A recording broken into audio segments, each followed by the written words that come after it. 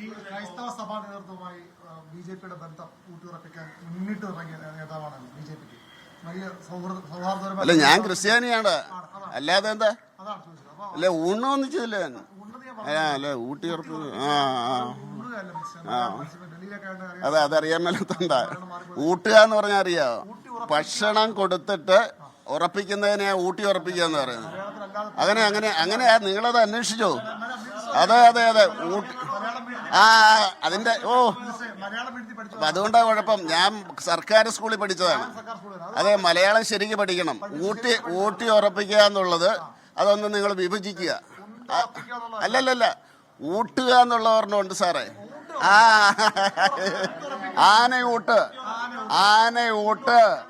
ആനയ്ക്ക് ഇത് കൊടുത്തിട്ട് ഇവരുണ്ടല്ലോ അതിന്റെ കൊണ്ടു നടക്കുന്നവര്, അവരാ സൗഹൃദം ഉറപ്പിക്കുന്നുണ്ട്. അതുകൊണ്ട് പിന്നെ മലയാളം പറയും. അത് പോട്ടെ.